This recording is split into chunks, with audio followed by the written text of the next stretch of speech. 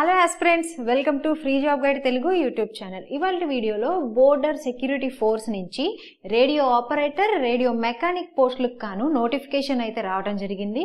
ఆ నోటిఫికేషన్ సంబంధించినటువంటి పూర్తి వివరాలు మనం ఇవాళ వీడియోలో తెలుసుకోబోతున్నాం.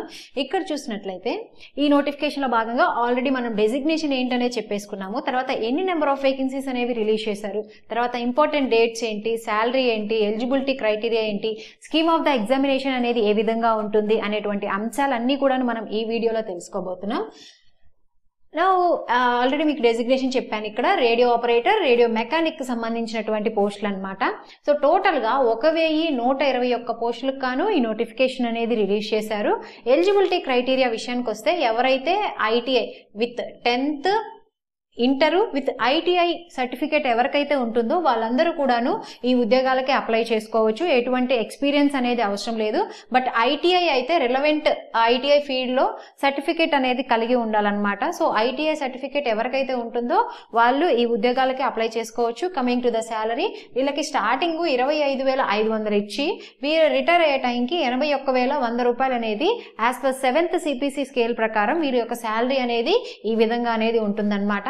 Coming to the pattern of the examination. Pattern of the examination విషయానికి వస్తే 3 స్టేజెస్ లో జరుగుతుంది. అదేంటంటే physical standards test and physical efficiency test అనేది ఫస్ట్ కండక్ట్ చేస్తారు. ఎవరైతే ఈ టెస్ట్ క్వాలిఫై అవుతారో వాళ్ళకి CBT exam, computer based test అనేది కండక్ట్ చేస్తారనమాట. దీని తర్వాత డాక్యుమెంట్ వెరిఫికేషన్ చేసి ఈ ఉద్యోగాలకు అనేది ఎంపిక చేయడం జరుగుతుంది. దీని తర్వాత ఏజ్ విషయానికి వస్తే ఎవరైతే అన్రిజర్వ్డ్ ఈడబ్ల్యూఎస్ క్యాండిడేట్స్ ఉంటారో వాళ్ళకి 18 నుంచి 25 సంవత్సరాల పాటు అప్లై చేసుకోవచ్చు. సో 25 సంవత్సరాల వరకు ఏజ్ రిలాక్సేషన్ అనేది ఇవ్వడం జరిగింది. దీని తర్వాత ఓబీసీ క్యాండిడేట్స్ ఎవరైతే ఉంటారో వాళ్ళకి 18 నుంచి 28 సంవత్సరాల వరకు అప్లై చేసుకోవచ్చు అనమాట. అదేవిధంగా ఎవరైతే SC/ST క్యాండిడేట్స్ ఉంటారో వాళ్ళకి 18 నుంచి 30 సంవత్సరాల వరకు ఈ ఉద్యోగాలకి అప్లై చేసుకునేటటువంటి అవకాశం అనేది ఉంది. Now coming to the date of application విషయానికి వస్తే స్టార్టింగ్ డేట్ వచ్చేసరికి 24th ఆగస్ట్ నుంచి అప్లికేషన్ డేట్ అనేది స్టార్ట్ అవుతుంది. లాస్ట్ డేట్ వచ్చేసరికి సెప్టెంబర్ 23rd లోపు అనేది అప్లై చేసుకోవాల్సి ఉంటుందన్నమాట. ఈ 2 డేట్స్ గుర్తుపెట్టుకోండి. 24th ఆగస్ట్, 23rd సెప్టెంబర్ అనేది డెడ్ లైన్ అనమాట. అప్లికేషన్ ఫీ విషయానికి వస్తే ఎవరైతే unreserved OBC EWS male candidates ఉంటారో వాళ్ళకి 100 రూపాయలు గాను అప్లికేషన్ ఫీ అనేది ఉంది. ప్లస్ 59 రూపీస్ అనేది CSC ఛార్జెస్ అనేవి ఉంటాయి అనమాట. సో టోటల్ గా 159 రూపీస్ అనేది వీరి యొక్క అప్లికేషన్ ఫీ అనేది ఉంటుంది. ఎవరైతే SC/ST ఫీమేల్ క్యాండిడేట్స్ అదేవిధంగా డిపార్ట్మెంటల్ ఎక్స్ సర్వీస్ మెన్ ఉంటారో వాళ్ళకి ఫీ ఎగ్జామ్షన్ ఉందన్నమాట. అంటే వాళ్ళకి ఎటువంటి అప్లికేషన్ ఫీ అనేది లేదు. అప్లికేషన్ లింక్ అనేది కూడా నేను మీకు కింద డిస్క్రిప్షన్ లో మెన్షన్ చేస్తాను.